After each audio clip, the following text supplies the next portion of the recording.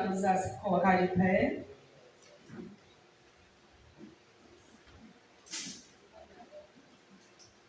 E vamos orar para iniciar, né? Essa oração em nome de Jesus. Maravilhoso Deus e Pai amado, Pai querido, nós te damos graça, Senhor, por estarmos reunidos aqui no Teu santo nome, Senhor. Senhor, nós queremos te adorar e te bendizer o Teu santo nome, Senhor. Abra esse espaço daqueles que ainda irão vir, Senhor, e que o Senhor possa falar poderosamente aos nossos corações. Em nome de Jesus, amém.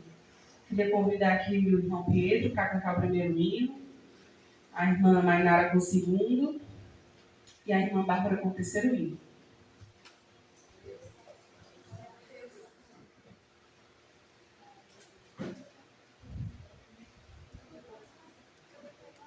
Os nossos visitantes que quiserem tomar uma aguinha, está aberta ali a salinha, viu?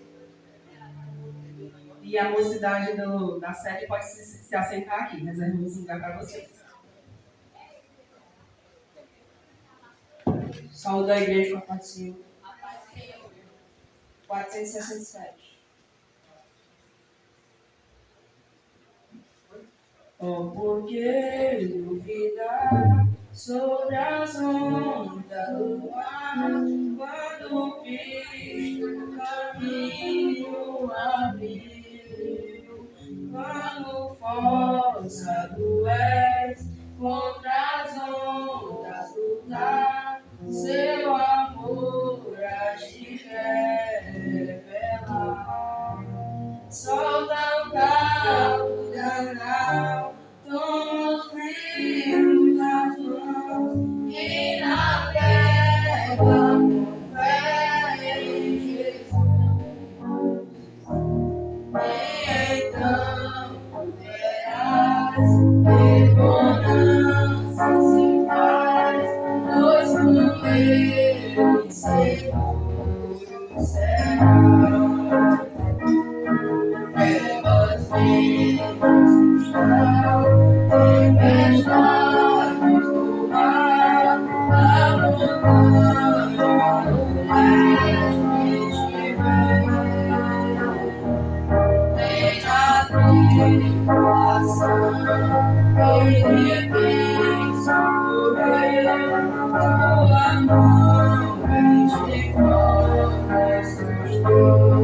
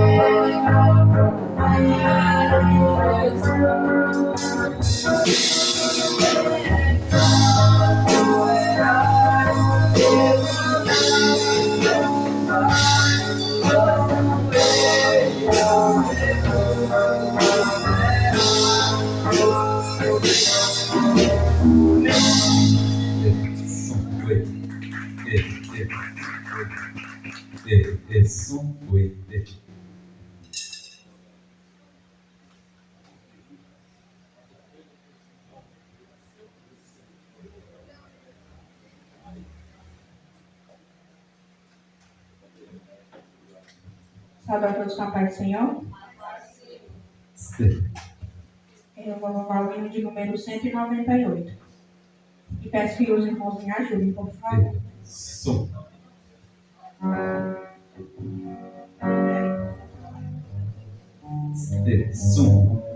Som. Amém? Achei um bom amigo, Jesus o Salvador, o escolhido dos milhares para mim. Dos vales é o lírio, é o forte medrador, que me purifica e guarda para si. Consolador amado, meu protetor do mal, só desfruto de minha alma assim. Os vales é o lírio, a estrela da manhã, escolhido dos milhares para mim. Consolador amado, meu protetor do mal, solicito de minha toma assim. Dos vales é o lírio, a estrela da manhã, o escolhido dos milhares para mim.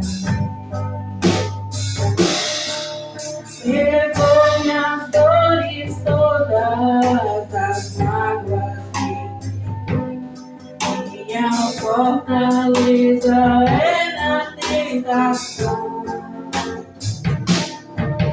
Deixei por ele tudo, comigo do Senhor, ele me conserva santo coração. E o mundo me abandone, siga o tentador, Jesus me guarda até da vida ao fim. Dos vales é o lírio, a estrela da manhã, escolhido dos milhares para mim. Consolador amado, meu protetor do mal, solicito de minha toma assim. Os vales é o lírio, a estrela da manhã, escolhido dos milhares para mim. Não desampara nunca, nem me abandonará. Se fiel e obediente eu viver, o muro é de fogo que me protegerá. É que venha meu tempo de morrer. Ao céu então voando, sua glória eu verei, onde e a morte nunca vem. Dos vales é o lírio, a estrela da manhã, o escolhido dos milhares para mim. Consolador amado, meu protetor do mal, solicito de minha toma assim. Os vales é o lírio, a estrela da manhã, escolhido dos milhares para mim. Agora está voltando aí em Jesus.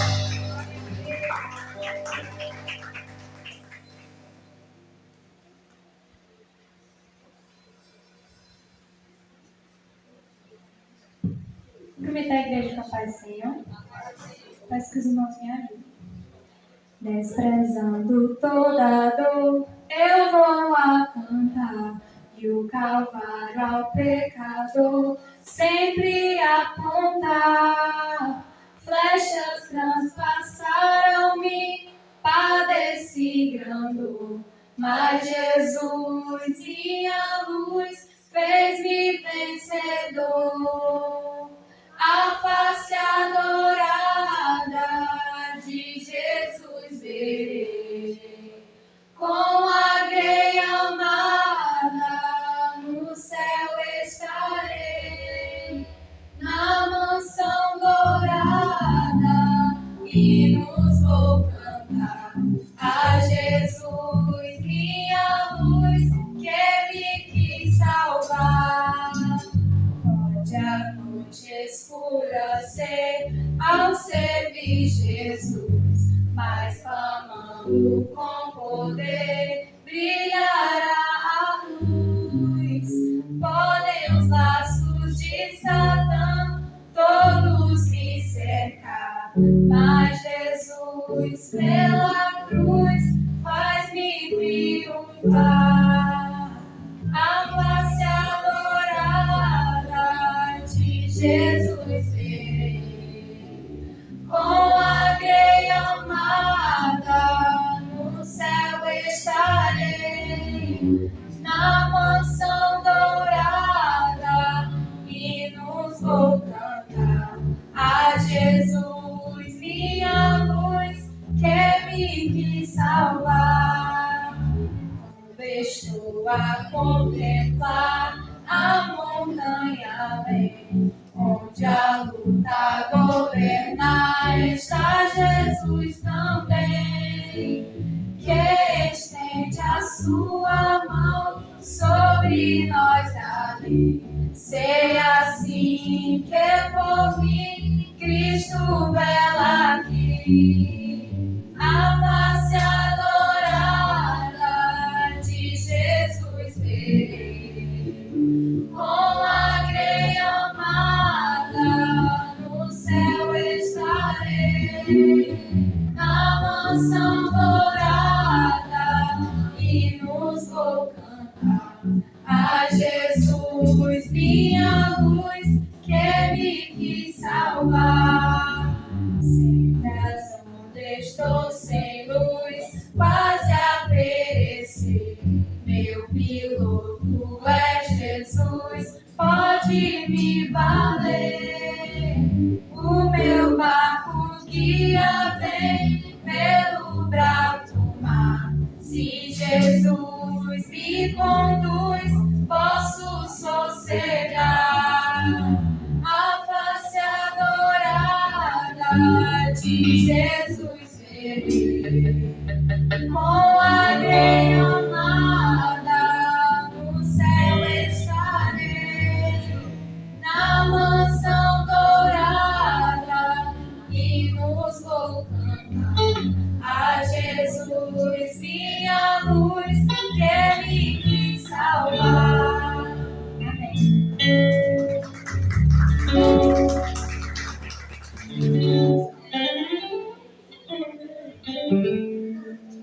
Nós já queremos convidar aqui o irmão Arles para sentar aqui na frente. Se a Erika também quiser vir, pode vir. Vamos nos colocar de pé para ler a palavra do Senhor em Hebreus 11, do versículo 1 ao versículo 12. Hebreus, capítulo 11, versículo 1.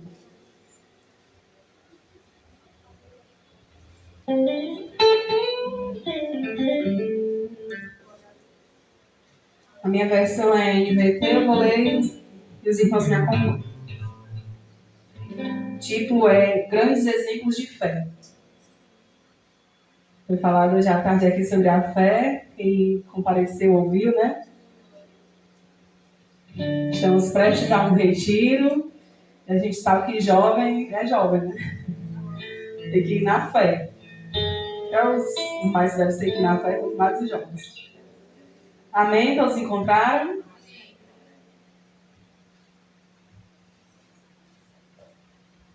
A fé mostra a realidade daquilo que esperamos. Ela nos dá a convicção de coisas que não vemos. Pela fé, pessoas em tempos passados obtiveram aprovação. Pela fé, entendemos que todo o universo foi formado pela palavra de Deus.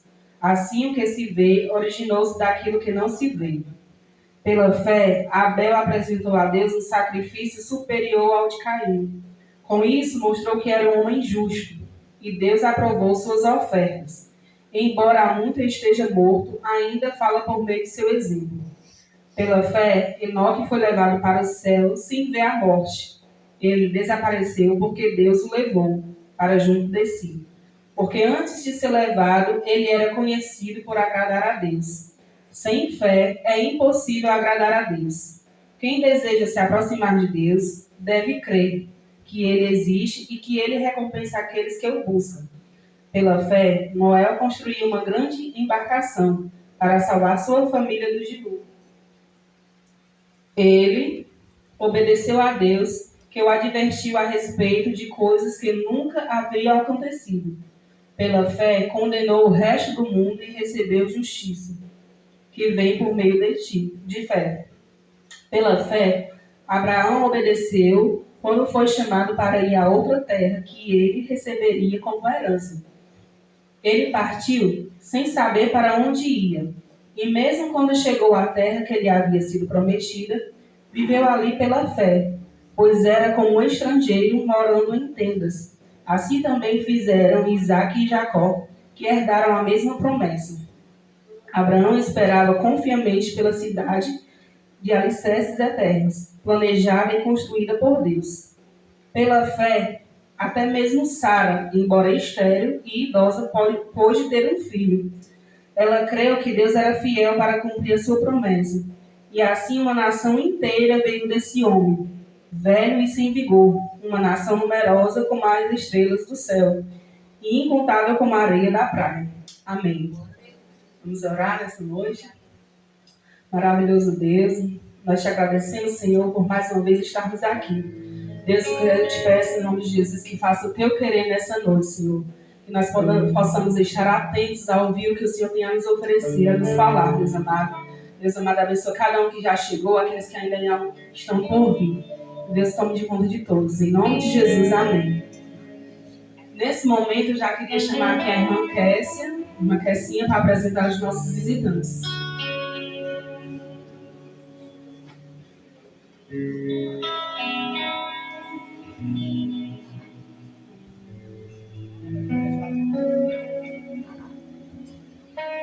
Saúde os irmãos com a paz, Senhor. Nessa noite estamos visitando os jovens da sede, os músicos que também são da sede e os líderes que é a irmã Érica e o irmão Aires. Sejam bem-vindos. E também a irmã Rebeca, que é lá da congregação da Brasília, o irmão Gustavo, o Diego, que é o nosso pregador, o irmão Eliabe, que é lá da Montese, e o Yuri e o Nailton. Se os irmãos estão felizes com a presença do nosso irmão, digam como de costume. Sejam bem-vindos em nome de Jesus e voltem sempre. Visitantes, sejam bem-vindos. Sua presença é um prazer. Com Jesus estamos dizendo, esta igreja ama você. Visitante, volte outra vez. Sua presença é um prazer. Com Jesus estamos dizendo.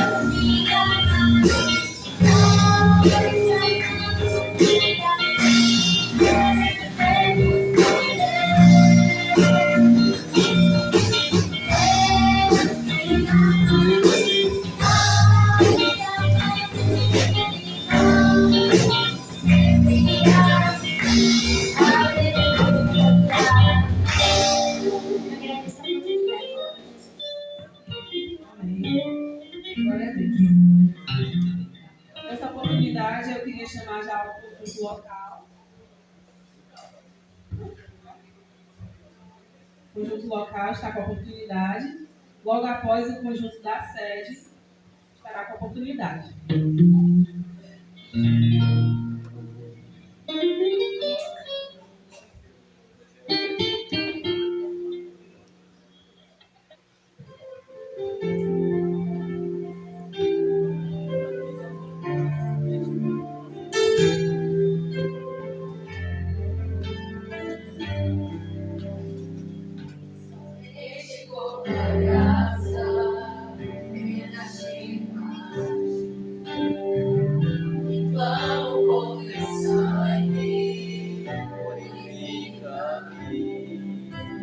Estou humilhado, meu rosto todo ao chão. Meu Senhor, responda-me. Trago minhas vestes, preciso de te mostro minhas feridas, tu podes ir. A todo meu pecado consome meu coração, me enxuga as lágrimas. Me danço a teus pés, me danço onde há de. Eu sei que tens um bálsamo, Senhor. Da cura teu favor, da graça teu perdão, teu sangue derramado sobre mim. Purifica-me, restaura-me, Senhor. Eu quero voltar ao primeiro amor. Te trago minhas vestes, preciso me lavar. Te mostro minhas feridas, tu podes me curar. A todo meu pecado consome meu coração, me enxuga as lágrimas. Me danço a teus pés, me prostro ante a ti. Eu sei que tens um bálsamo, Senhor. Da cura teu favor, da graça teu perdão, teu sangue derramado sobre mim. Purifica-me, restaura-me, Senhor. Eu quero voltar ao primeiro amor.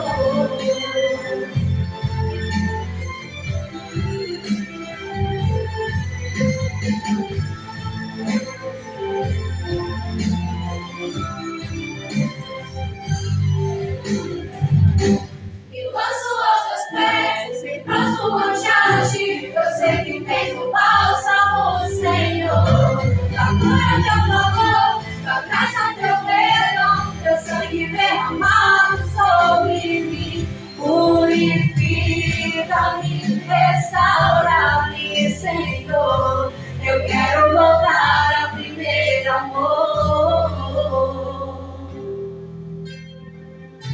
Eu quero voltar ao primeiro amor.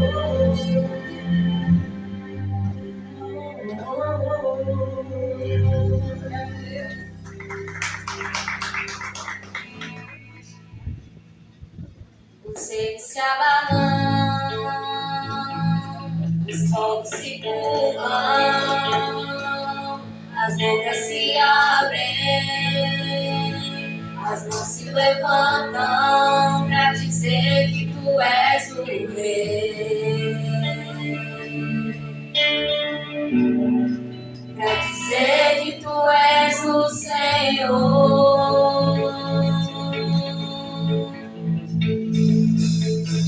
Os reis se abalam, os povos se curvam, as letras se abrem, as mãos se levantam pra dizer que tu és o rei.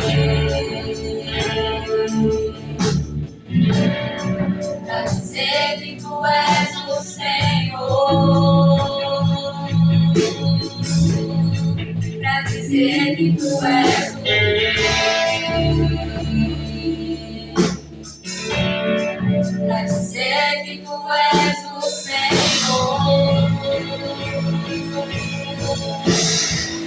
Teu rei é eterno, a misericórdia, justiça e igualdade, bondade e fidelidade, a tua igreja te adora. A tua igreja te adora. Teu rei é eterno, a misericórdia, justiça e igualdade, bondade e fidelidade, a tua igreja te adora.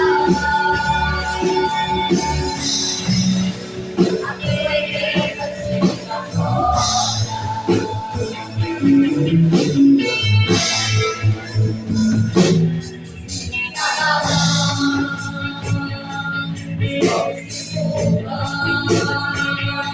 As portas se abrem, as mãos se levantam pra dizer que tu és o rei.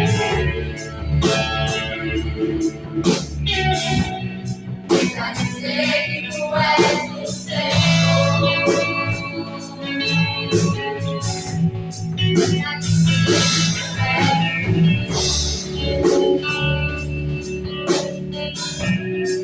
pra dizer que tu és o Senhor.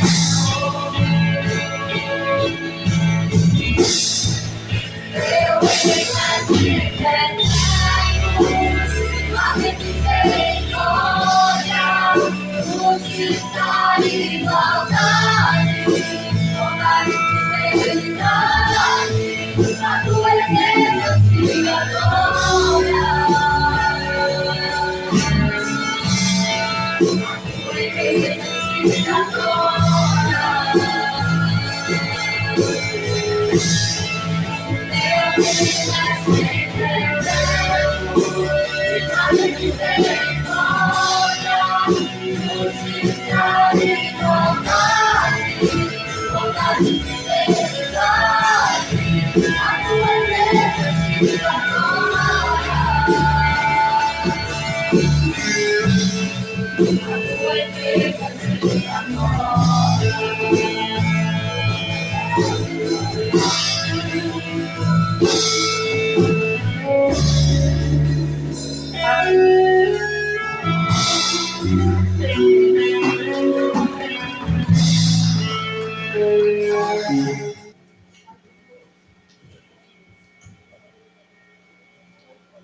Saudamos os irmãos com a paz do Senhor. O louvor é conhecido, então peço que os irmãos nos ajudem. Se o sol se pôr e a noite chegar, tu és quem me guia. Se a tempestade me alcançar, tu és meu abrigo. Se o mar me submergir, a tua mão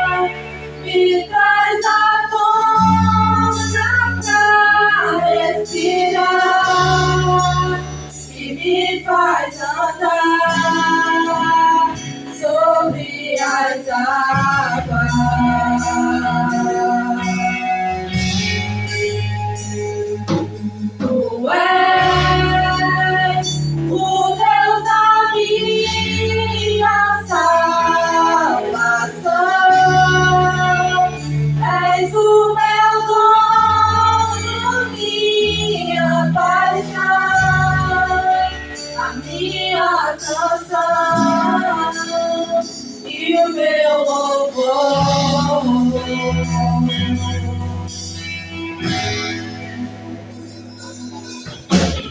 o sol se pôr e a noite chegar, tu és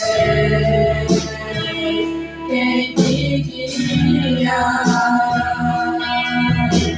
Se a tempestade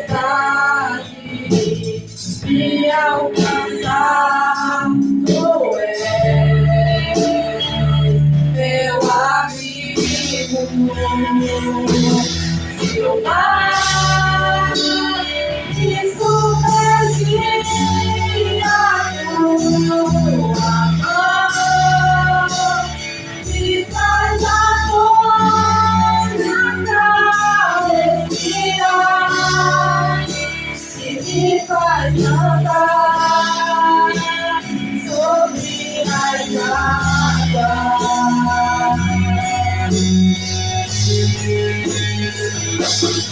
Tu és o Deus da minha salvação, és o meu sonho, minha paixão, a minha canção e o meu louvor.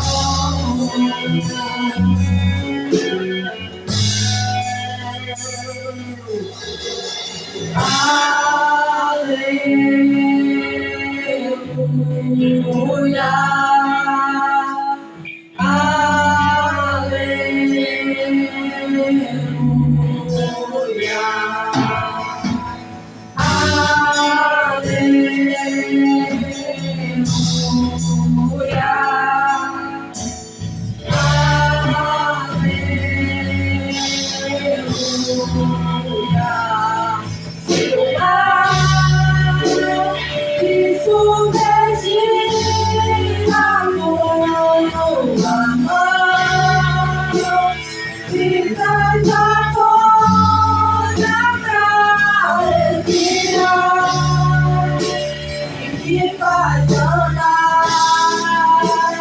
sobre as águas. Tu és o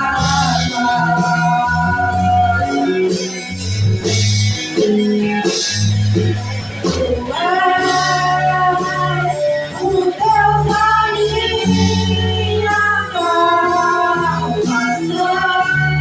salvação, és o meu sonho, minha paixão, a minha canção e o meu louvor.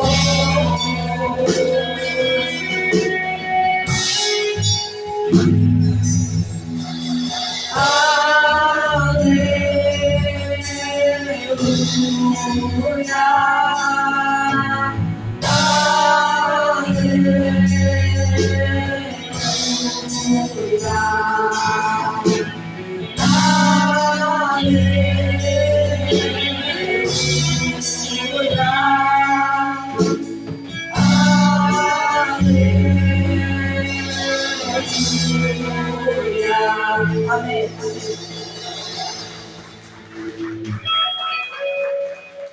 Saúde, meus irmãos, Papai do Senhor. Vamos lá. Senhor, meu Deus, meu Pai, Senhor que estás na terra, muito obrigado, Senhor, por mais um dia de vida. Muito obrigado pelo pão de cada dia, pelo calçado, pelo vestido, por tudo que Tu tens dado, Senhor, a cada um que se encontra aqui, Senhor. Muito obrigado por tudo que Tu tens feito nas nossas vidas e por tudo que Tu vais fazer, Senhor. Que Tu venha sempre estar ao nosso lado, meu Senhor, providenciando, meu Deus, tudo que for necessário, Senhor. E que a gente, meu Senhor, venha estar junto aos Teus pés, Pai, para Te dedicar, meu Deus, com todo o nosso coração, tudo aquilo que nós temos, Senhor, para Te servir. Muito obrigado por tudo, amém.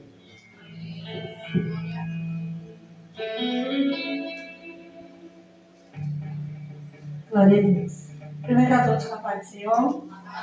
E eu quero trazer uma meditação bem rápida, Gênesis capítulo 25 e o versículo 31. Estou refazendo, viu, PC, a minha leitura anual bíblica de novo, né? Tudo novo de novo. E aí eu estou lendo assim, mastigando bem devagarzinho o livro de Gênesis. E aí, esse capítulo 25, versículo 31, ele fala muito comigo. De toda a Bíblia, né? Quem achou dizer eu? Amém. Disse Jacó, vende-me primeiro o teu direito de primogenitura. E ele respondeu, estou a ponto de morrer, de que me aproveitaria o direito de primogenitura? Então disse Jacó, jura-me primeiro. Ele jurou e vendeu o seu direito de primogenitura a Jacó. Deu, pois, Jacó a Esaú o pão e o cozinhado de lentilhas. Ele comeu e bebeu, levantou-se e saiu. Assim desprezou Esaú o seu direito de primogenitura. Sempre que eu leio essa passagem, eu vejo o Jacó como alguém de visão. Ele era uma pessoa... Alguns dizem que ele era meio enrolão, né? Que ele gostava de pegar o que não era dele. Ele pegou a bênção de Esaú uma vez, depois pegou aqui, né, o direito de primogenitura. Mas quando eu vejo para Jacó, eu vejo ele como alguém que tinha visão e sabia o que ele queria. Ele era um rapaz, ele era um homem focado. E isso nos ensina muito. Porque aqui, o Jacó visionário, ele pensa bastante antes de fazer as coisas, de tomar as decisões.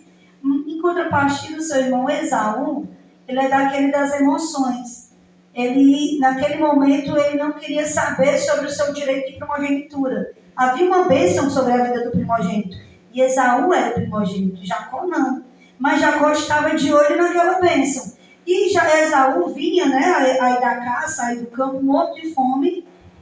E ele não queria saber de nada. Ele queria saber de comer, de encher a pança dele. E queria saber para que ia adiantar, o que ia servir para ele naquele momento esse direito de primogenitura, né? Então, naquele momento, Esaú ele está agindo pela sua emoção. Ele não está pensando na sua primogenitura, na sua herança, na sua bênção. Ele está agindo por emoção. Contrapartida, o Jacó está visando isso daí. Jacó é uma pessoa tão focada que se você for continuar lendo essa história de Jacó, você vai ver que ele lutou com um anjo e até o anjo sair, né, embora e disse, rapaz, eu vou ter que ir mesmo. E a Bíblia diz, você lutou como um príncipe e teu nome não será mais Jacó, mas sim Israel. E ele lutou e o anjo disse, rapaz, me solta. E ele disse, não, eu só vou te soltar quando tu me der a minha bênção. Então ele sabia o que ele queria e ele não agia pelas suas emoções. Outro momento que Jacó mostra que ele sabia o que ele queria é quando ele se apaixona pela Raquel. E aí o seu sogro vai trazer ali a proposta, você vai trabalhar, se você quiser, ter a Raquel como a sua esposa. 7 anos trabalhando. E no dia do casamento o sogro engana ele, entrega Lia. Ele diz, rapaz, mas eu trabalhei pela Raquel. Não, mas aqui é assim, primeiro a primogênita, depois a caçula. E trabalhou mais 7 anos por amor a Raquel. Jacó sabia muito bem tudo que ele fazia. E tudo que ele estava fazendo, ele tinha uma visão, ele tinha um propósito. E ele não costumava agir pelas emoções. O que a gente aprende com esses 3 versículos que a gente leu, 4 versículos? Que nós precisamos, quando a gente é jovem, a gente quer agir muito pelo impulso. A gente tem pressa para tudo, né? Ai, meu Deus do céu, eu quero saber como é que vai ser isso, eu quero saber com quem que eu vou me casar, e como é que vai ser a faculdade, e não sei o que mais lá, e blá, blá, blá. Quando a gente é jovem, a gente tem essa ansiedade, esse desejo, essa pressa. Só que, ao mesmo tempo que isso é bom, isso também é ruim. Porque causa em nós não só uma ansiedade excessiva, como o perigo de agir com as emoções. Quando a gente age só pela emoção do coração, a gente tem a tendência a pagar um certo preço por algo. Por isso que a Bíblia diz lá em Jeremias que o coração da gente é enganoso. A gente tem que ter muito cuidado. Às vezes a gente vê uma cena, a gente já quer agir, que a gente se comove e, oh meu Deus do céu, eu tenho que ajudar, eu tenho que... E às vezes a gente nem sabe o que acontece, o que está acontecendo por detrás disso. Então, essa passagem, ela traz para mim, para você, mais para vocês que são jovens, né, que estão assim, essa ansiedade, de querer muitas coisas, às vezes, na pressa, que agir com a razão é muito melhor do que agir pela emoção. Porque quando nós agimos pela razão, nós temos os nossos pés firmes, nós podemos parar, pensar, analisar e não sofremos certas consequências. Mas quando agimos pela emoção, pelo calor do momento, aí depois a gente se arrepende, né?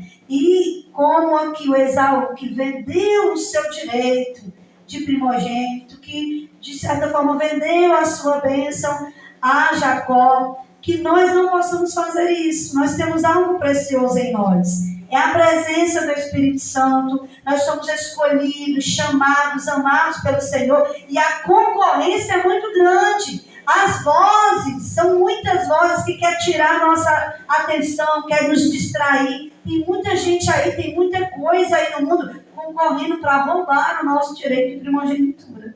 E nós não podemos agir como Esaú, no calor da emoção. Para que me serve? Eu quero é comer, eu estou com fome. Né? Nós não podemos agir assim, mas devemos agir como, digamos, Jacó, que tinha visão, sabia o que queria, era focado e foi direto ao ponto. Que nós possamos ter visão, foco e ser constante naquilo que a gente quer, porque na hora certa vai dar certo. Na hora certa a Raquel chega, na hora certa a bênção chega e na hora certa o anjo libera aí o que você está precisando. Amém? É só isso mesmo. Agradeço a oportunidade.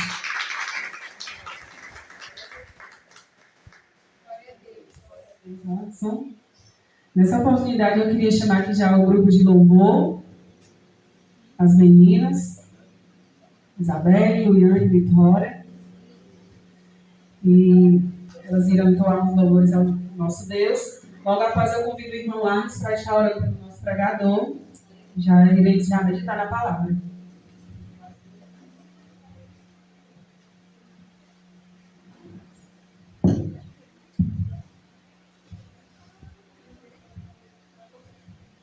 Saudamos a igreja com a paz do Senhor. Quem está na igreja, fique de pé.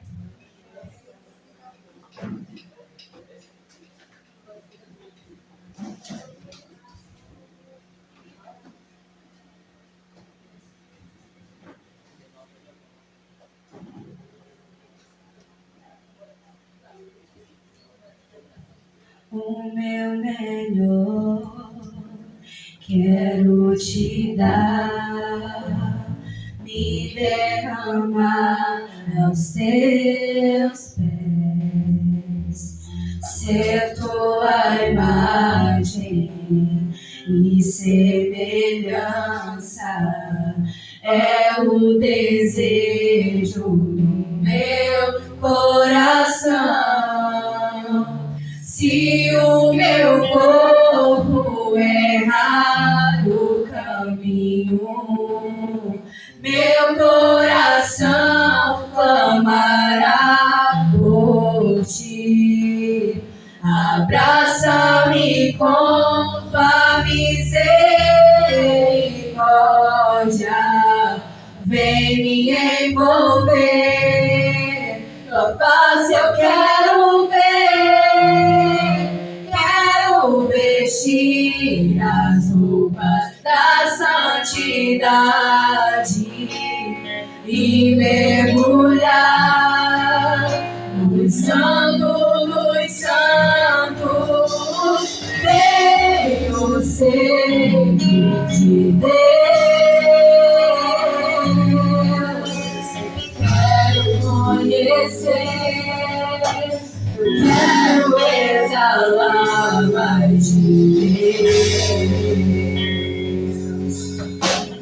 O meu melhor quero te dar, me derramar aos teus pés, ser tua imagem e semelhança é o desejo do meu coração.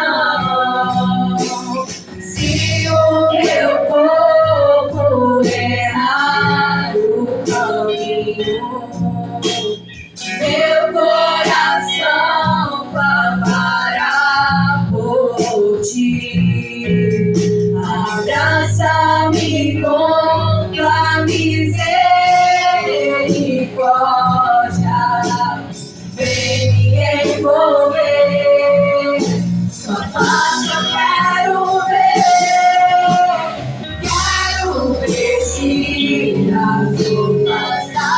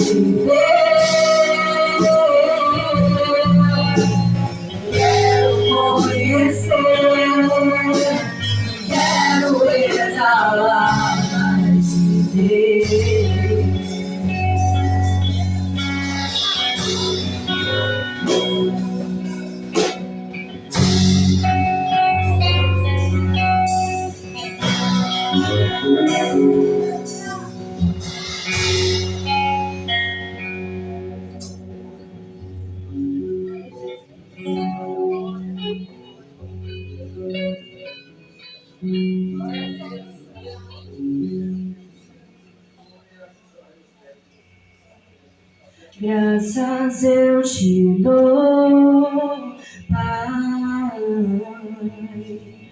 pelo preço que pagou, sacrifício de amor que me comprou, ungido do Senhor, pelos cravos em tuas mãos, graças eu te dou, ó meu Senhor. Lavou minha mente e coração, me deu perdão, restaurou minha comunhão.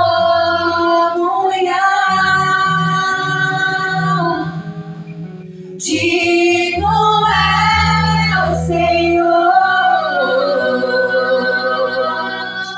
sobre o trono estás, soberano, Criador, vou sempre te adorar.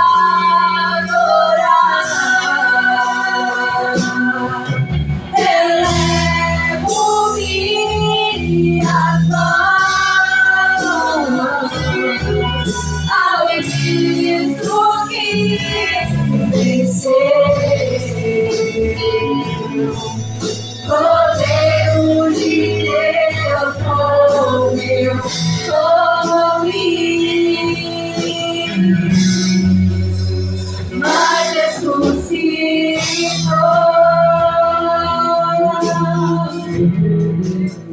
Digno é o Senhor,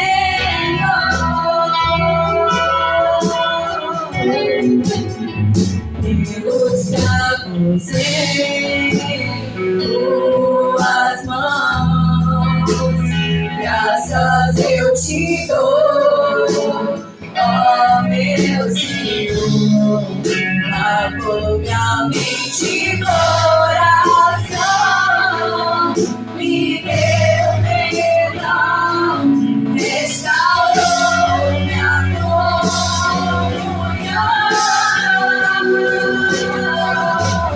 Digno é o Senhor, sobre o trono estás,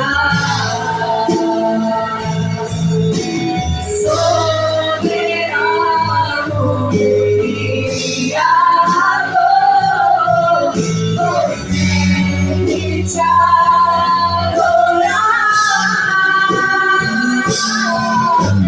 Elevo minhas mãos ao Cristo que venceu, Cordeiro de Deus morreu por mim, mas ressuscitou.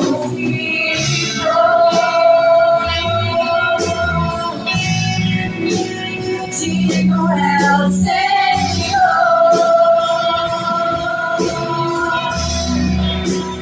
mas ressuscitou.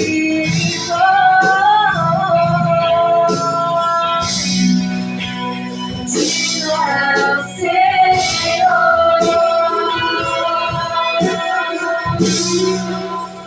digno é o Senhor.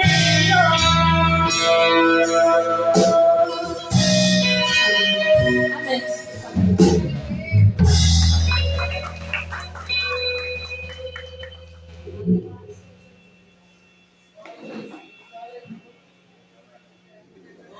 Estenda os seus mãos para cá que a gente vai orar aqui todo dia. Senhor nosso Deus, nosso Pai, aqui está teu servo, Pai. Faz na vida dele que nós possamos ser alcançados através da palavra. Espírito Santo, a partir de agora, conduz esse momento, ministra aos nossos corações. Teu servo se preparou, tenho certeza. Teu servo está preparado e capacitado para trazer a mensagem essa noite. Mas nós entregamos na mão do Espírito Santo de Deus e conduza cada palavra que seja ministrada aos nossos corações. Que todos nós possamos sair mais cheios do Espírito Santo. Que o Espírito Santo toque o nosso coração de tal forma que nós possamos sermos diferentes. Não porque queremos mudar, mas porque o Evangelho, através da palavra, nos muda por si só. E que a palavra de Deus seja suficiente na nossa vida. Porque através dela ouvimos a voz de Deus. E através do Espírito Santo nós sentimos a tua presença. Então abençoa, Pai, guia nosso irmão, nosso amigo, Diego, que está aqui mais uma vez, Pai, se dispondo para ser boca de Deus nessa noite. Assim, Pai, que eu te peço e te agradeço, em nome de Jesus. Amém.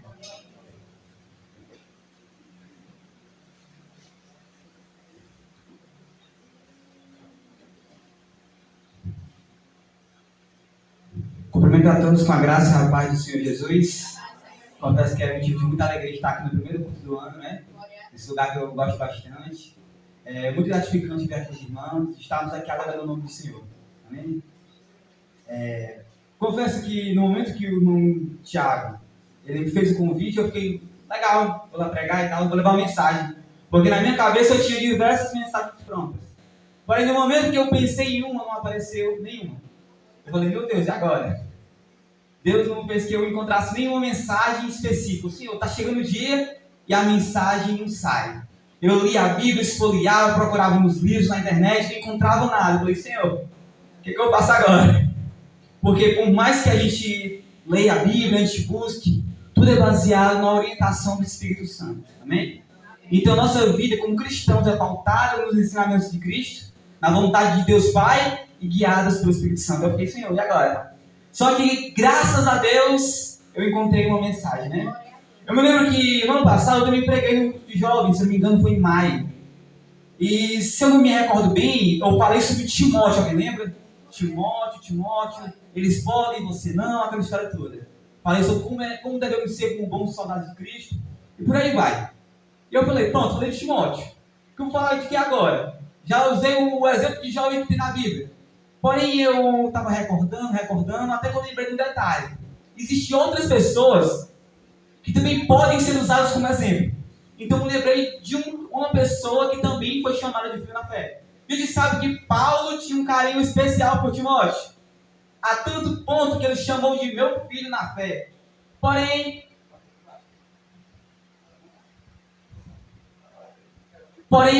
existiam outras pessoas que Paulo também chamou de meu filho na fé. Um deles foi Timóteo, outro foi Onésimo, e tem um que eu vou falar dele hoje, que é o Tito, que tem uma cartinha bem pequenininha, mas que tem um ensinamento muito gigantesco. Então, desde já, abra sua Bíblia na carta de Paulo a Tito, capítulo 2, versículo 7.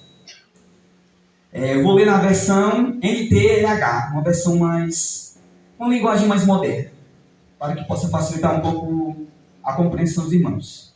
Amém, igreja? Epístola de Paulo a Tito, capítulo 2, versículo 7. Aleluia. Perfeito. Amém, igreja? Assim diz a palavra do Senhor. Você mesmo deve ser, em tudo, um exemplo de boa conduta. Seja sincero, sério, quando estiver ensinando. Use palavras certas para que ninguém possa criticá-lo e para que os inimigos fiquem envergonhados, por não terem nada de mal a dizer ao vosso respeito. Louvado seja o nome do Senhor. Aqui, irmãos, nós vemos a missão que Paulo dá para Tito. Antes de ir adiante na palavra, eu vou te dar uma introdução do que está acontecendo aqui. Qual o contexto dessa carta? Acontece que Paulo, como vocês bem conhecem, ele saía pelo mundo pregando o Evangelho. E em cada cidade que ele andava, ele plantava uma comunidade cristã, uma igreja. Porém, uma pessoa consegue trabalhar sozinho? Não, ele precisava de quê? De ajuda. Então Paulo ia, pregava para as pessoas, convertia elas, e aqueles mais destacados, Paulo nomeava com algumas funções para que pudessem ajudá-los. Um deles foi Timóteo, como a gente bem conhece. E outro era Tito. Paulo estava em viagem, precisava pregar o evangelho, anunciar o evangelho ao mundo. E Paulo soube que a igreja da ilha de Creta, a ilha grega de Creta, estava uma bagunça. Estava um negócio que não tinha preste. Estava bagunçado demais. Ele pensou, não, eu preciso mandar alguém para colocar aquela comunidade cristã em ordem. Porque tudo precisa de ordem. Não é à toa que uma congregação como essa tem um dirigente. Um campo de igreja precisa de um pastor. Um grupo de jovens precisa de um líder, de um regente. Então é normal que tudo que precisa de ordem precise de uma liderança. Então Paulo sabe o seguinte, eu vou delegar isso para alguém, vou chamar o Tito. Porque na ilha de Creta, os cristãos lá estão meio bagunçados, estão seguindo ideias erradas. Está cheio de herege lá. Vou mandar alguém que eu confio, que eu conheço o seu exemplo, para que ele possa colocar ordem naquela igreja. Então foi isso que Tito foi fazer. Tito foi lá para Creta para colocar ordem naquela igreja. Você vai ver isso lá no capítulo 1 da carta de Tito. Então lá ele encontra um grande desafio. Ele deve ensinar os idosos, as mulheres mais velhas, os jovens, todo mundo na igreja. Tito vai ter que ensinar passo a passo de como se deve ser cristão.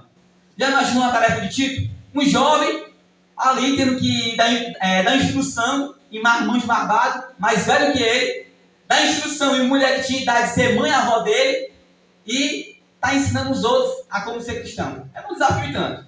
E lá ele tinha que organizar aquela igreja e instituir todo mundo lá. Dizer, olha, você vai ser presbítero, você vai ser bispo, você vai ser cantor, enfim. Ele foi lá organizar a igreja.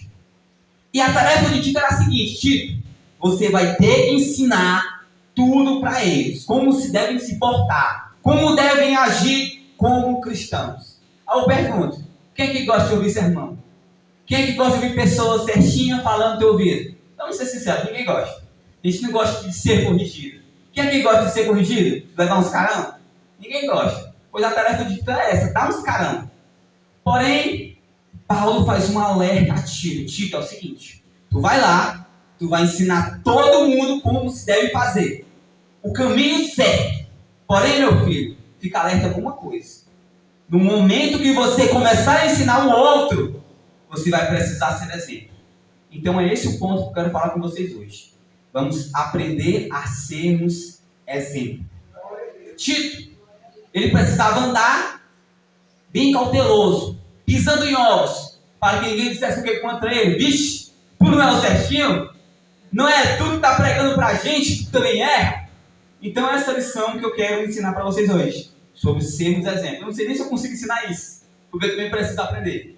Mas vamos em diante. A gente, como ser humano, a gente costuma ser lembrado por exemplos.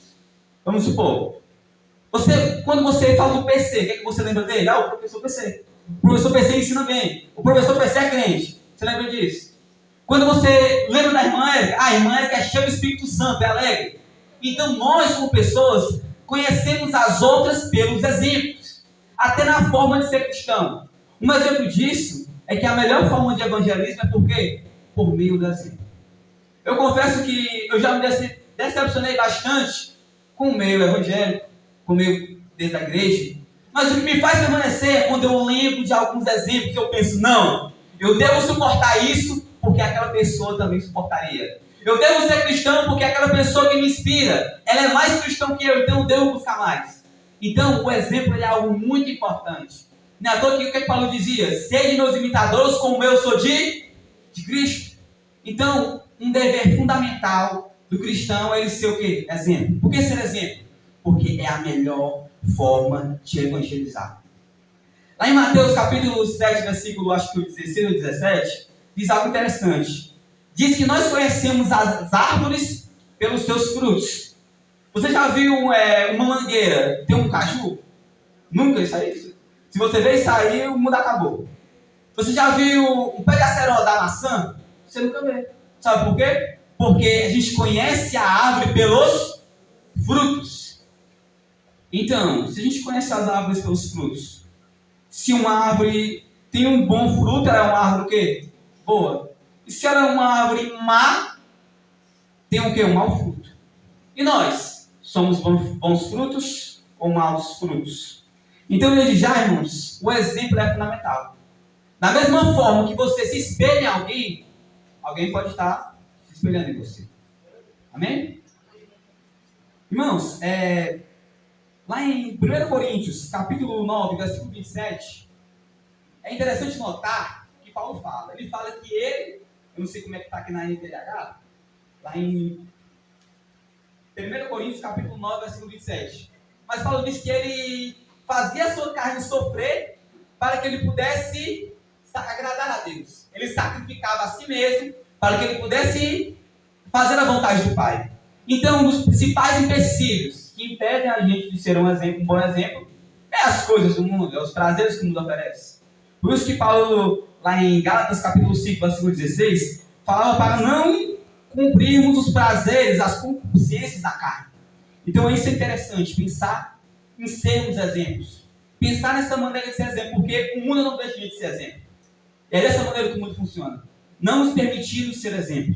Mas lá em Filipenses capítulo 2, versículo 15, é interessante pensar que Paulo nos orienta a sermos como estrelas que brilham no meio ao mundo escuro. Como luzeiros que brilham em meio ao mundo cheio de caos. Então, é isso. Sermos exemplo. Aí eu fico pensando na vida de Tito.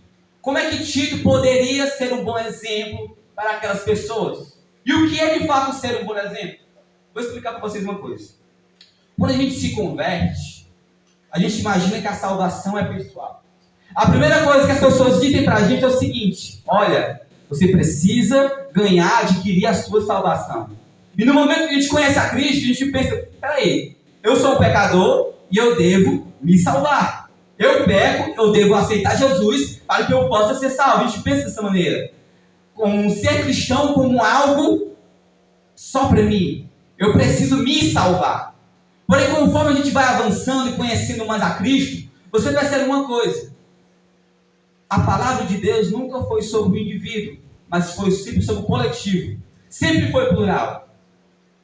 Cristo chamou a gente para ser uma igreja de uma só pessoa? Não. Foi chamou para ser uma igreja coletiva. Para ser várias pessoas que formam apenas um corpo. Tanto é que a própria divindade é dividida em 3 pessoas, o Pai, o Filho e o Espírito Santo. Quando a gente vai se batizar, a pessoa que batiza a gente, o pastor, ele fala, está batizado em nome de Jesus. Não. Em nome do Pai, do Filho e de quem? Do Espírito Santo. Então, quando pensamos em igreja, nós pensamos em algo que é o quê? Plural. Algo que envolve uma coletividade. Então, quando uma pessoa nova convertida chega, ela pensa em salvar a si mesma. E tudo bem. Porém, uma pessoa que está há muito tempo, conhece a Deus há muito tempo, e pensa só em si, ela está sendo uma pedra de tropeço para a igreja de Cristo. Porque não é sobre nós, mas é sobre um corpo inteiro. E quando eu falei que nossa vida é exemplo, é porque é o seguinte. Imagine a seguinte situação. Vou contar aqui uma pequena parábola. Suponha que existe um irmão, uma irmãzinha, que é viciado em álcool. Ela é tão viciada em álcool ao ponto que ela vende tudo para se entregar ao vício. Ela perdeu a família, perdeu tudo. E suponha que ela está vagando por aí nas calçadas e chega um irmão com um folheto e diz: olha, Jesus te ama. E na hora que ela ouve aquilo, ela sente uma vontade de seguir a Cristo. Ela vai lá, procura aquele irmão, me discipule, me ensine, porque eu quero largar o álcool. O irmãozinho vai lá, ensina ela tudo direitinho. Discipula ela, leva ela para a igreja, ensina a Jesus para ela, ela entende, compreende e aceita Jesus. E consegue se libertar do álcool. Está liberta. O álcool destruiu a família dela, tudo, ela perder tudo, foi pro fundo do poço, mas agora ela estava liberta. Imagine a seguinte situação: ela está andando na rua, andando pela beira-mar, suponha, e ela vê aquele irmão que pregou para ela, que ensinou Jesus para ela, virando uma cerveja na boca. Imagine o que esse irmão ia pensar. Eu estou dizendo que beber é errado? Não sei. Não beba, tá? Mas, imagine a seguinte situação. O irmãozinho lá que o álcool estragou a vida dele. Ele perdeu tudo. Foi pro fundo do poço. E ele vê o irmão que levou Jesus para ele bebendo. O que ele vai pensar? O que vai acontecer com a fé dele? Será que ele vai continuar? Porque muito provavelmente o que vai acontecer é que ele vai ficar escandalizado. Ele fala: o quê? Isso é uma mentira. O cara que falou Jesus para mim está bebendo. O mesmo álcool, a mesma bebida que estragou a minha vida. Deu para você entender mais ou menos o que eu estou querendo dizer? É sobre ser exemplo. Não pensar somente em mim, mas em todo. Porque quando aceitamos a Cristo, nós levamos não só nossas cargas, mas a carga do nosso próximo. Lá em Apocalipse, capítulo 22, versículo 11, o João vai dizer a seguinte coisa: aquele que é injusto, que se torne mais injusto. Aquele que é limpo, se limpe mais. O que é que João quer dizer com isso? João quer dizer que nós, como os cristãos convictos que somos, assim eu creio, devemos procurar se santificarmos mais, para sermos melhores exemplos ainda. Se você é alguém que, não sei muito bem, eu gosto de Jesus, mas eu não sei, a melhor coisa que você faz é se afastar. Por que eu digo isso, irmão Diego? Você está dizendo que é para mim se afastar? Sim. Porque uma coisa que o nosso presbítero ensinou uma vez lá no bairro de Fátima, que é o seguinte: melhor morto do que morto. Não existe meio termo entre ser cristão ou não. Não existe esse de estar em cima do muro. Ou você é, ou você não é. Então ser cristão é ser o quê? Exemplo. Quando Cristo chamou a gente, ele disse o quê? Sede luz do mundo e sal da terra. Seja o quê? Diferença. E por que você está falando isso, irmão Diego? É o seguinte: um dia desses eu estava pensando comigo mesmo. Estava ali procurando uns livros para me ler e tal. E eu estava pensando comigo mesmo: o que é ser cristão? Por que eu sou cristão? Eu estava me lembrando, Senhor, é por isso. E eu estava me lembrando de um episódio que aconteceu comigo. Que foi o seguinte: uma vez eu estava conversando com alguns colegas meus aí sobre... Eu tenho uns colegas meus desviados aí, né? Uns amigos aí meus que conhecem a Cristo, né? Já provaram do Evangelho, mas se afastaram. E a gente estava conversando e um deles soltou que: Diego, eu te vejo como um exemplo para mim, como eu deveria ser crente. E eu, em vez de eu me alegrar, de eu ficar, nossa, não, fiquei triste, porque, meu Deus, ele me vê como exemplo, logo eu, misericórdia, porque ele não tinha outro exemplo melhor, não. E eu fiquei com isso na minha cabeça, já faz um certo tempo, eu ficando: Senhor, não sou exemplo para ninguém. Aí eu comecei a analisar comigo mesmo: será que de fato estou sendo um bom exemplo ou um mau exemplo? Será que de fato a minha maneira de me comportar no meio da sociedade diz que eu sou cristão ou ela diz o contrário? Agora pense com você mesmo. Quando você está na escola, na faculdade, no trabalho, no meio dos seus amigos, o seu comportamento, ela lembra o comportamento de um cristão ou o comportamento de outra coisa que eu não sei o quê? Pense isso consigo mesmo, faça essa reflexão. Quando eu estou conversando, as pessoas conseguem ver Cristo em mim? As pessoas sentem vontade de ser como eu? Ou as pessoas veem e falam: nossa, esse aí é um falso, vai para a igreja e é mundano, vai para a igreja e a boca é cheia de palavrão, vai para a igreja e o comportamento é péssimo. E, infelizmente, essas pessoas que são assim estragam, atrapalham o crescimento da igreja. Isso não é de hoje, isso é de muito antigamente. Tem pessoas que agregam e tem pessoas que destroem. Então, o que eu quero trazer é uma reflexão. Pense: como é que eu estou agindo? Qual é a maneira que o meu comportamento está transmitindo? Será que você vive como uma luz que brilha na escuridão? Ou você vive de uma forma que envergonha o Evangelho? É interessante lá em Provérbios, capítulo 5, versículo 21 e 22, diz assim, ó: Deus sabe por onde você anda e vê tudo o que você faz. As injustiças, o que o homem mau comete, são uma armadilha, e ele é apanhado na rede do seu próprio pecado. Aqui nós podemos ver um atributo de Deus, que é a onisciência. Deus sabe de tudo. Então Deus sabe o nosso coração. Ele sabe se somos bons ou se somos maus. Mas, irmão Diego, eu disse que não existe ninguém bom no seu Pai. É verdade. Porém, há pessoas que reconhecem a sua maldade e falam: não, eu sou mau, sou perverso, mas eu quero mudar. Eu quero ser diferente. Eu quero mudar, eu quero transmitir para as pessoas coisas boas. Então essa é a diferença. Será que a sua intenção é se limpar ou se sujar? Amém, igreja? Então é isso que Paulo estava falando para Tito. Quando você for ensinar a eles, seja de maneira correta, vigie e seja exemplo. Como eu falei anteriormente, seja como uma árvore que produz bons frutos. E você pensa o seguinte: Diego, é o seguinte, já que eu devo ser um bom exemplo, eu vou fingir. Eu vou ser bonzinho na igreja, vou cumprimentar todo mundo, vou cantar um louvor, vou ler a Bíblia, mas quando ninguém estiver vendo, eu vou ser quem eu sou. Pode ir, seja quem você é, e você vai encontrar um excelente destino, assinado de Satanás. Mas, como eu acabei de dizer aqui em Provérbios, Deus vê tudo. E você conhece a árvore pelo seu fruto. Então não adianta ser falso. Não adianta. Eu vou dar um exemplo aqui. O PC me conhece agora há uns 2 anos, né, PC? PC, se eu fosse uma pessoa ruim, você ia saber mais cedo ou mais tarde. Não é verdade? Se eu fosse uma pessoa que fosse falsa, você ia saber. Uma pessoa que eu posso dizer que conhece a minha vida é a minha irmã Vitória, por exemplo. Ela é uma pessoa que sabe de tudo da minha vida. Não é à toa que tem algumas coisas que ela fica, por quê? Porque ela me conhece. Ela me conhece quando ninguém está vendo, quando ninguém está olhando, quando eu estou longe das pessoas, quando eu estou doente, ela sabe o que eu faço, o que eu falo, com quem que eu ando. Então, ser exemplo é isso. É tentar se esforçar para que a gente possa tentar um dia buscar se aproximar da perfeição. Mas aqui eu não estou dizendo para você ser um legalista, não. O Diego está dizendo que eu devo ser um testemunho de Jeová. Andar só de social, cortar só cabelo baixinho, andar com vestido bem grandão, tá repreendendo, pelo amor de Deus, não é assim que eu estou querendo dizer, não. Porque isso passa do ponto, é um legalismo. E quem é que era assim? Os fariseus. Os fariseus que agiam dessa forma. Falavam uma coisa, pregavam uma coisa, mas viviam outra. A gente vê isso lá em Mateus capítulo 23, versículo 3. E diz o seguinte, Jesus fala, olha, você vê os fariseus, os religiosos, faça tudo que eles fazem.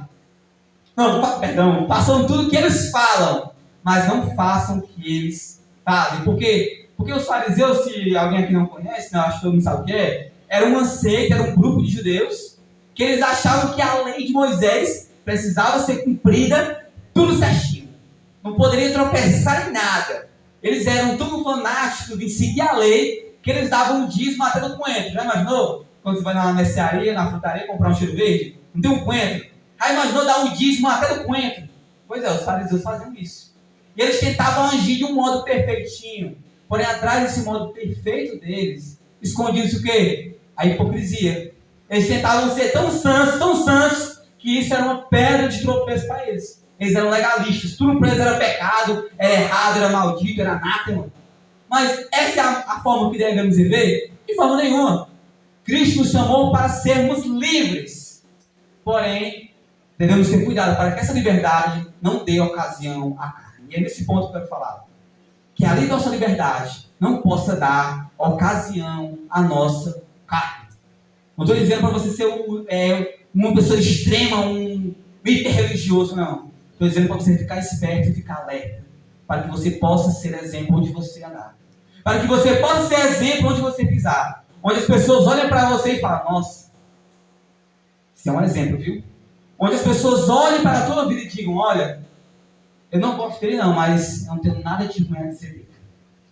Imagine a seguinte situação, você ir para um lugar, as pessoas te odeiam, mas não tem nada de ruim a dizer sobre você. Eu confesso que me entristece muito isso. Principalmente na juventude, não aqui ou na sede, mas de uma forma geral. O que está acontecendo com os jovens? O que está acontecendo de fato? Porque eu confesso que a gente olha e não vemos mais tantos exemplos como a gente via antes. Eu me lembro uma vez, eu não sei qual foi a pregação que eu vi, acho que foi do pastor Felipe, lá de Mirim. Eu estava vendo uma pregação do pastor Felipe, acho que alguns aqui conhecem, que já foi aqui de Camusim. Ele falando foi uma live que eu vi deles. Uma live, tá? Quem quiser seguir o pastor Felipe, o pastor Nésio. E ele estava com os olhos brilhando, o pastor Felipe.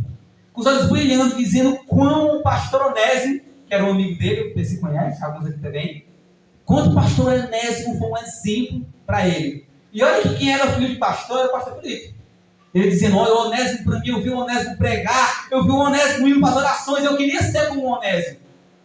E eu ouvindo ele falando com alegria, olhando para o seu colega pastor e falando, nossa, quando eu comecei a pregar, eu queria pregar como o Onésimo, eu queria ser cristão como ele.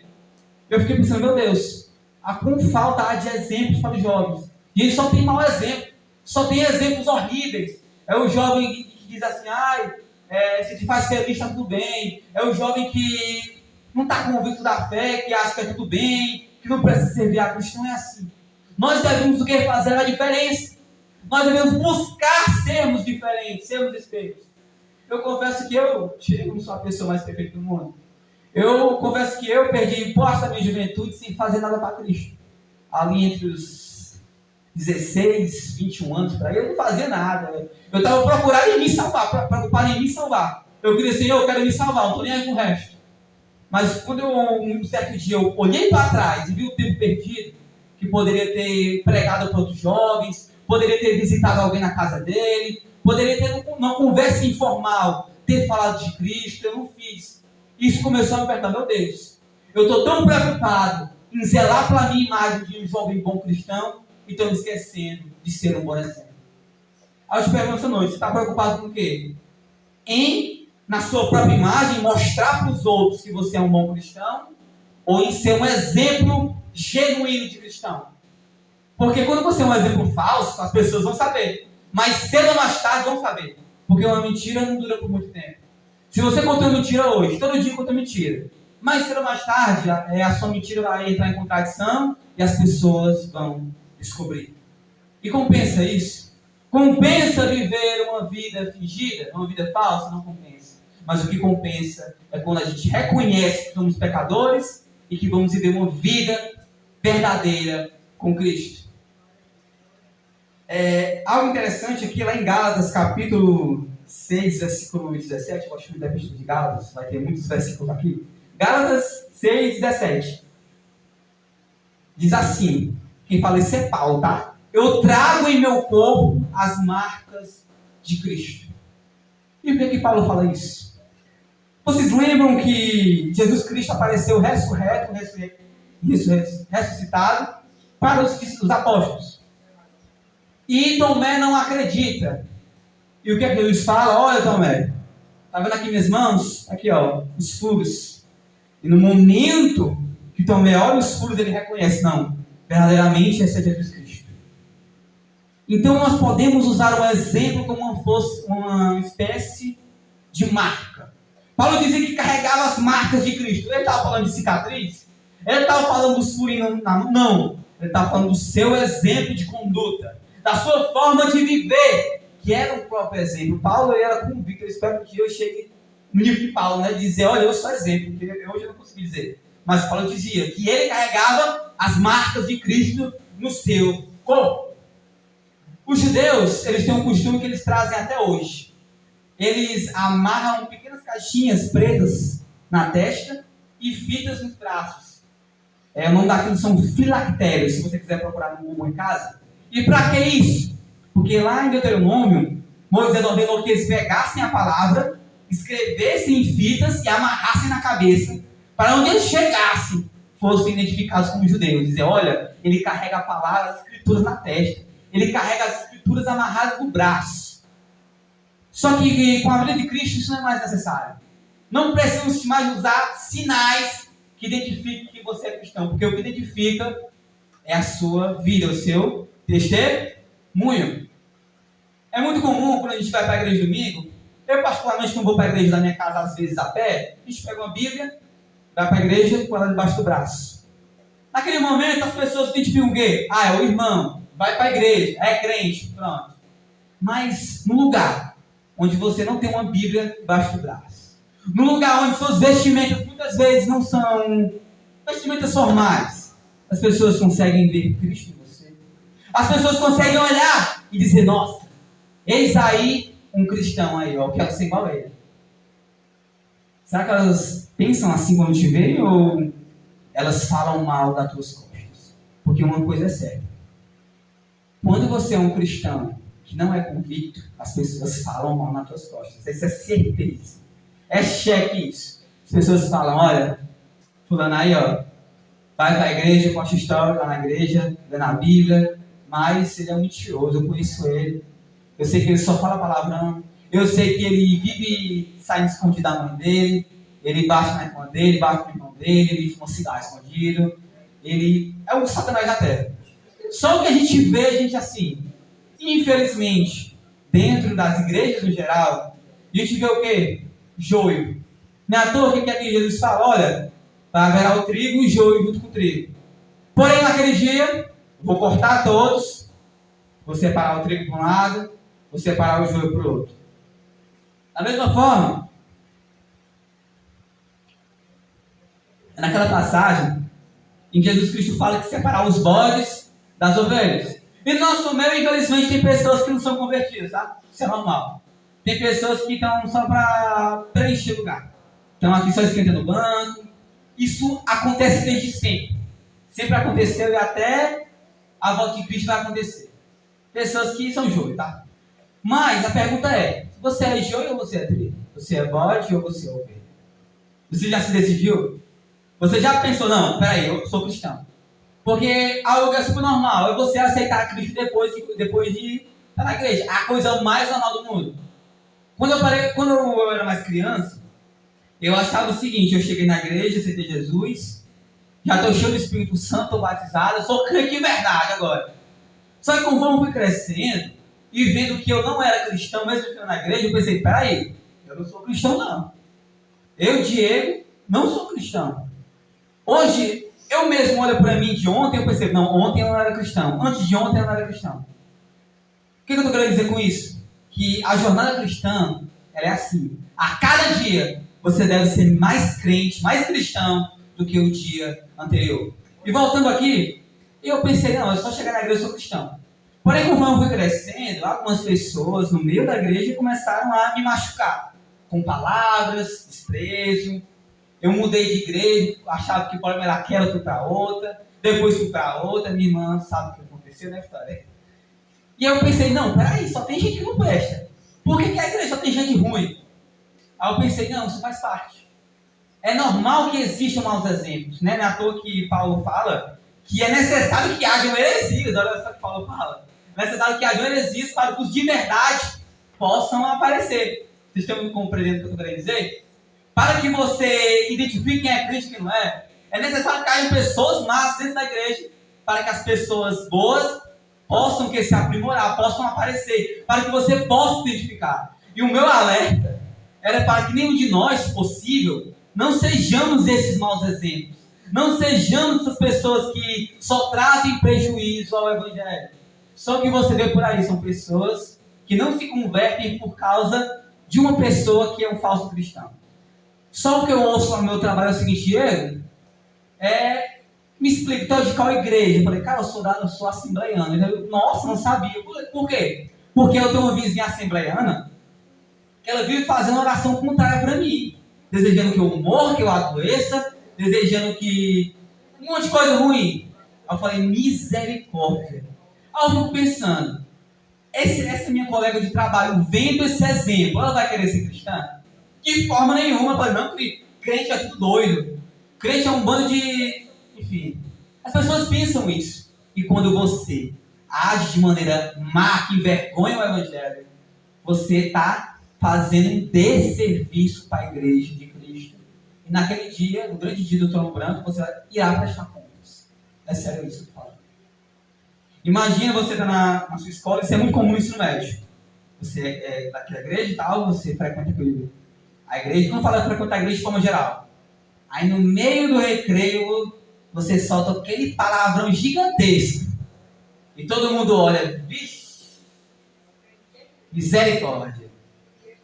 Aí beleza, algumas pessoas viram e deixaram por isso mesmo. Aí suponha a seguinte hipótese. Passasse um tempo, um dos jovens que estava naquele recreio visita a igreja, uma igreja aleatória aí, e ele vê aquele crente que falou palavrão na tribuna, sentado, um obreirozinho, ó, pastorzinho. O que é que ele vai pensar? Eu que não vou frequentar essa igreja, a última vez que eu piso aqui. Se um menino que falou palavrão está sentado no altar, eu lá, esse lugar não é um lugar sério. Então nunca mais eu piso lá. Vocês estão entendendo a gravidade? Então é disso que eu estou querendo alertar. Que possamos ser exemplos de verdade. Não exemplos falsos. Lá em 1 Coríntios, capítulo 10, versículo 3, Paulo ele fala que a gente glorificar a Deus em tudo que a gente faz. Não é à toa que tem um influencer aí, que ele é o bordão dele. Ele está treinando, ele, vou glorificar a Deus com o meu corpo. Eu acho até um pouco de exagero, mas eu acho que ele está certo. Tudo que a gente deve fazer deve ser para glorificar a Cristo. Ele está lá estudando, no livro dele lá. Estou estudando porque Deus não quer filhos burros. Aí, para estudar. E ele tem esse sermão aqui, olha. Tudo que eu faço é para glorificar o nome de Deus. Eu acho um pouco de exagero, mas ele está certo. Tudo que nós cristãos vamos fazer, que seja para agradar a Deus. Não estou falando que você deve ser um legalista, não, deve fazer tudo certinho. Não. Mas que Deus, Ele deu para a gente boas dádivas, Ele deu uma vida, Ele deu liberdade. Então que possamos fazer bom uso dessa liberdade. Agora eu quero trazer aqui um versículo aqui, bem controverso. Espera aí, deixa eu só encontrar aqui.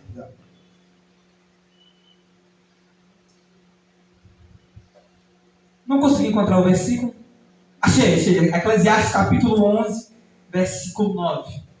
Que diz assim: alegra-te, rapaz, durante a tua infância ou tua juventude. Deixa o teu coração ser agradável durante os dias da tua juventude. E segue os impulsos do teu coração e os desejos dos teus olhos. Aí imagine uma pessoa, um moço, um jovem desviado, chega e um dia é mentira sua. Eu encontrei na Bíblia um versículo que eu posso fazer o que eu quiser. Está aqui, ó, Eclesiastes. Eu até imagino isso. Mas ó, aqui em Eclesiastes eu posso fazer tudo que o meu coração manda. Calma lá, tenha cuidado. O que ele fala aqui é fazer tudo, mas é coisas boas. Como eu falei para vocês, Cristo nos deu o que? A liberdade. Nós não estamos mais presos naquela lei judaica, a Torá, que eram 600 e poucas leis, 613, né? 613 leis lá, que não podia cortar o cabelo do jeito, que não podia usar roupa tal. Não, nós estamos livres. Nós somos o quê? Gentios. Não é à toa que, se vocês quiserem ler em casa, no livro de Gálatas, fala exatamente disso. Nós não somos mais escravos da lei, mas que façamos bom uso da liberdade que temos. E aqui em Eclesiastes, quando ele fala, alegra-te, rapaz, ou moça, né? Durante a tua infância, é que você possa aproveitar quando você é jovem, que você tem força, que você tem vigor e não tem tantas responsabilidades.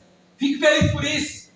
Ele fala, olha, deixe teu coração ser o quê? Agradável durante os dias da tua juventude. E segue os impulsos e desejos do teu coração. E o que ele fala aqui é o seguinte: olha, jovem, faz o que é bom. Faz o que agrada a Deus. E não o que te leva à queda. Porque eu vou dar um exemplo. Vamos supor que um jovem vai, eu sou novo, vou fumar cigarro. Ele vai acabar com o pulmão dele. Ele está fazendo bom uso da mocidade dele, da juventude dele. Pelo amor de Deus, não. O jovem, não vou estudar nada não, vou viver a vida doidada e o futuro Deus dará. Ele vai ter um futuro? Não vai conseguir um emprego, não vai aprender nada, não vai fazer uma faculdade. Então que possamos fazer bom uso da juventude, porque ela passa. E quando ele coloca os desejos do teu coração, os desejos de fazer coisas boas, e coisas boas agradam a Deus. Por exemplo, aproveitar que eu não tenho tanta responsabilidade, eu vou falar diante dos meus amigos. Aproveitar que eu tenho tempo disponível, vou fazer uma faculdade, eu vou me especializar, ter uma profissão, ter mais conhecimento. Nossa, já que eu tenho tempo disponível, eu tenho tempo para visitar os meus amigos, eu vou visitar eles, vou sair com eles, vamos divertir, mas uma diversão que agregue boas lembranças. Eu posso dizer uma coisa para vocês? Você chega e, eu acho que toda igreja tem um desses, aquele irmão que tem um passado obscuro, aquele irmão que tem um passado duvidoso, aquele irmão que teve más amizades, se envolveu com crime. Pergunte para ele, assim, irmão, você que teve uma vida esquisita aí no passado, se você fosse novo de novo, o que é que você faria? Quais são as coisas que você se arrepende? Pode ter certeza que é a mesma história. Ele vai dizer que se arrepende e ter seguido os desejos da carne. Ele vai dizer que queria ser jovem de novo para fazer o que é certo. Então é isso, fazer o que é certo, para que possamos o quê? Ser encontrados irrepreensíveis. Para que o inimigo não possa o quê? Apontar o dedo. Lá no livro do profeta Zacarias, tem uma passagem muito interessante que eu não me recordo qual versículo. Eu acho que é o 3, capítulo 3, não sei. Que diz o seguinte. Diz que o profeta Zacarias teve um sonho. Ele sonhou que via Satanás. E do outro lado havia um sacerdote, o sacerdote Josué, que era um personagem lá desse livro. E ele falou que veio e viu Satanás apontando o dedo para o sacerdote para acusar ele. Assim, olha o pecador infame. E o sacerdote estava vestindo roupas sujas. E no sonho de Zacarias diz que na mesma hora, apareceu uma figura chamada de anjo do Senhor, né? Eu acho que algumas pessoas sabem quem é essa pessoa. Apareceu um anjo do Senhor e disse: que o Senhor te repreenda. Ele expulsou Satanás e deu novas vestes ao sacerdote. E o que essa passagem de Zacarias quer dizer? Que quando a gente busca fazer o que é certo, o próprio Cristo nos justifica. Quando buscamos, não, eu estou errado, eu errei, vou continuar errando, mas eu quero ser diferente, eu quero ser limpo. Cristo ele vai ser o seu advogado. Acho que é isso que se encontra, acho que não sei qual versículo, que fala que quando a gente pecar, se a gente pecar, nós teremos um advogado para nos defender e limpar o nosso pecado. Então é isso. Sermos exemplos. Exemplos de boa conduta. Exemplos na forma de agir, na forma de falar, na forma de pensar. Não um exemplo fingido nem falso, mas um exemplo verdadeiro. Porque Cristo nos chamou para sermos sal da terra e luz do mundo. Cristo nos chamou lá em Filipenses capítulo 2, versículo 15, que devemos ser como luzes, como estrelas que brilham no mundo mau e perverso. E que quando Satanás levantar o dedo para te acusar, ele não encontra em nada. Mas, irmão Diego, eu vou continuar pecando? Vai. Você vai continuar pecando. Eu peco, você pega, todos pecam. A diferença é que o cristão se esforça em deixar os seus pecados para trás. É que o cristão se esforça em ter uma boa conduta. O cristão se esforça em ser uma nova criatura. Então, jovem, seja exemplo. Vigie mais. Cuidado com o que tu fala. Cuidado com o que tu faz, ou com o que tu anda, com quem tu anda, com o que você faz quando ninguém está vendo o que tu está vendo. Você vai continuar errando, vai. Mas a partir do momento que você entender de fato o Evangelho, você vai errar menos. Só uma pessoa que não pecou foi Jesus Cristo. Lá em Romanos, não me recordo qual versículo que diz que todos pecaram e estão destituídos de quê? Da glória de Deus. Estão no pecado agora. Quem poderá se salvar? Mas Cristo deu uma esperança. Esperança de sermos pessoas boas. Eu vou dizer uma coisa para você. Eu estava lendo um livro esse mês, foi um livro até que eu ganhei da irmã Érica, no livro doce. Um livro muito bom, viu? Até indico. Que é o nome do livro é O Deus Esquecido. E ele fala do Espírito Santo que é negligenciado. E tem um momento que ele fala sobre o Espírito Santo nas pessoas.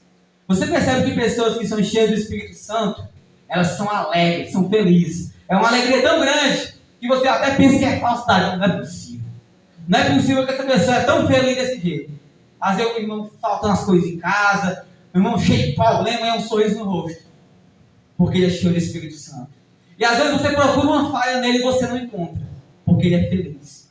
E você percebe que o falso cristão, vocês já notaram isso? Que o falso cristão é infeliz. Ele é amargurado. Ele é todo errado e ele procura julgar os outros. Dizer, olha, isso aí é tudo errado. Isso aí não é crente não. Você percebe que as pessoas que são os maus cristãos, eles são os que mais acusam e são os mais infelizes. Por que ele é infeliz? Porque ele não tem Espírito Santo.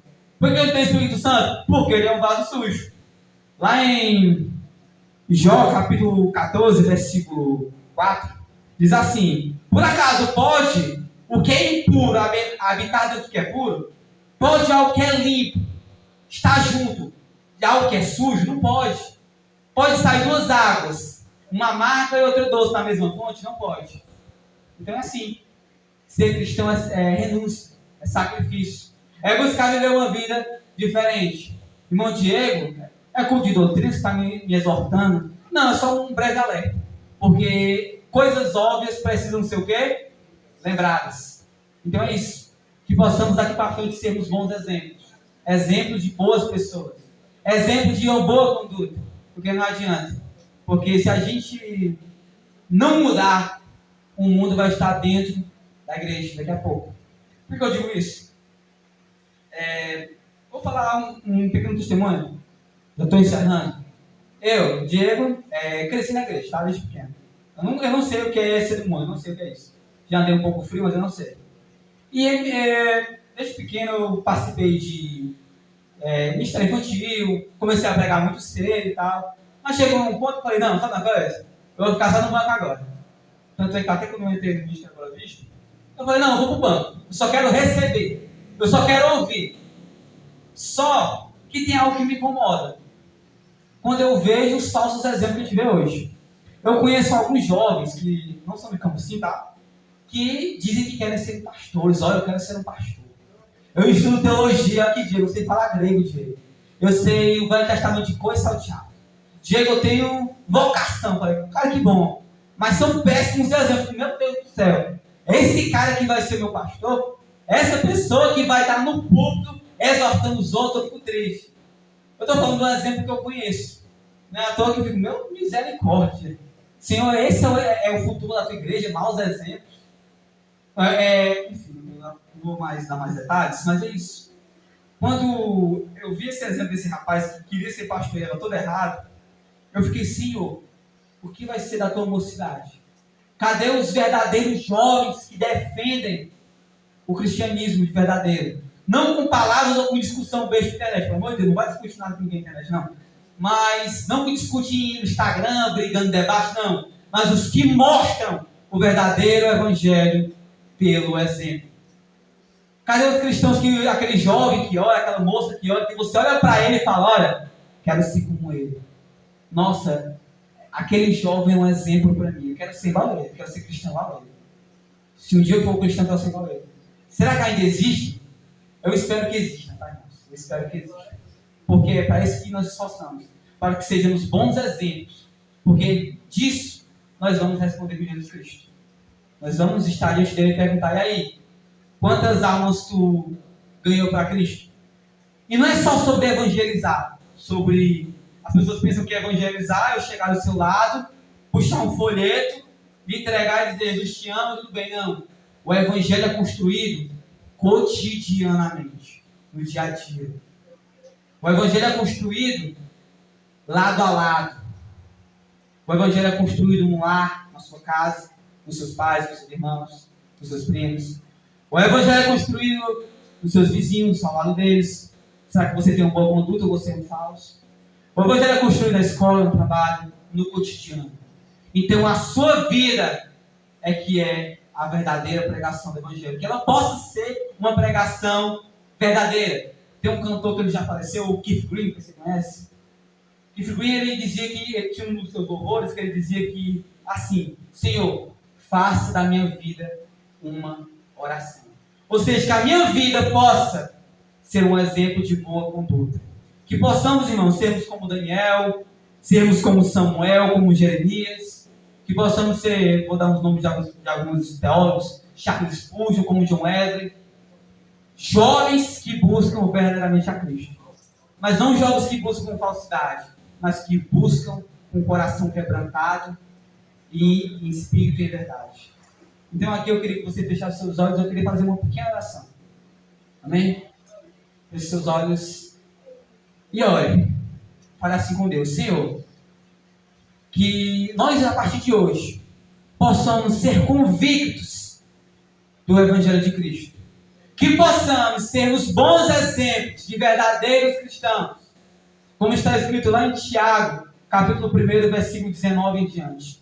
Que possamos nos encontrar, Senhor, contigo e dizer, Senhor, eu tive um bom testemunho assim como tu ordenou. Senhor, que nós possamos, como juventude, ser exemplo para o mundo que está aí fora, Senhor. Que possamos estar convictos do Evangelho. Que possamos conhecer cada vez mais aquilo que tu ofereces. Que nós possamos ser exemplos de verdadeiros cristãos. Não só dentro da igreja, mas fora dela.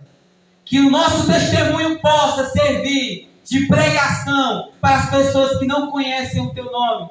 E que as nossas vidas sirvam de evangelismo, de pregação.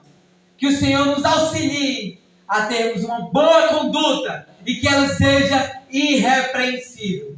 Ao mesmo ponto, Senhor, nos livre do legalismo, que não sejamos hipócritas e hiperreligiosos de maneira falsa. Que não sejamos pessoas que só acusam os outros, mas pessoas que também perdoem. Mas que a nossa vida seja pautada no Evangelho verdadeiro. E que o teu Santo Espírito possa habitar o nosso coração. E que possamos ser cheios do Espírito Santo. Para que assim sejamos bons exemplos de Cristo. assim como Paulo foi, Pedro foi, assim como Tito foi lá na ilha de Creta, assim como Timóteo foi, e os demais personagens que a Bíblia relata, até mesmo no livro de Hebreus, onde fala da galeria dos heróis da fé, onde pessoas comuns, assim como eu, como nós, foram exemplos de boa conduta, exemplos a serem seguidos. Então que a nossa vida sirva de testemunho para as pessoas que ainda não conhecem o teu nome.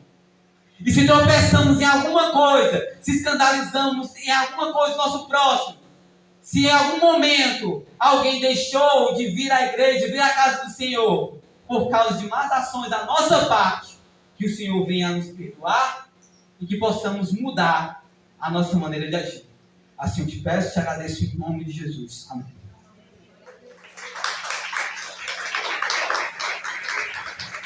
Amém. Que palavra maravilhosa, né? Muito bem, fiquemos todos de pé. Quero encerrar o nosso culto. Jovens, permaneçam. Por quê? Porque é contagem regressiva para o Retiro Bela Vista 2025. Amém, irmãos? E nós vamos trabalhar, tá certo? Eu quero só dizer para todos os jovens, por favor, financeiro nunca será motivo de você ir para este retiro. Não. Se você trabalhar bem direitinho, como vai ser proposto, você vai ter a inscrição feita, e se duvidar, ainda vai sobrar dinheiro ainda para você ainda estar lá, porque no local previsto é uma bênção, um lugar maravilhoso. Não deixe de participar do Retiro 2025 em nome de Jesus, amém? Estenda sua mão para cá. Que o amor de Deus, o nosso Pai, que a graça do nosso Senhor e Salvador Jesus Cristo, que a comunhão e as doces consolações do Espírito Santo esteja com todo o povo de Deus, com todos os jovens, liderança da série, liderança do jardim, o irmão Diego, você que veio aqui nos visitar, desde agora e para sempre. E quem vai ser um exemplo de cristão esse ano e daqui para frente na sua vida, diga amém. Dê a paz do Senhor, seu irmão, em nome de Jesus. Jovem, uma salva de palmas para Deus. Jovens aqui no jardim, permaneçam. Muito obrigado, Deus abençoe a sua vida.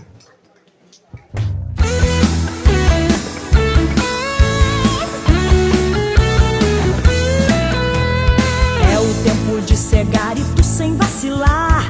Declaraste sem temor, não posso trabalhar. Vem enquanto Cristo Mestre está a te chamar. Jovem, jovem, ó, vem trabalhar. Vem e ver os campos brancos já estão aguardando os braços que o cegarão. Jovem, desperta, faz-te pronto e alerta, queiras logo responder. Eis-me aqui, Senhor. Olha que a seara bem madura está, que colheita gloriosa não será. Jovem, desperta, faz-te pronto e alerta, poucos dias são que restam para o segador.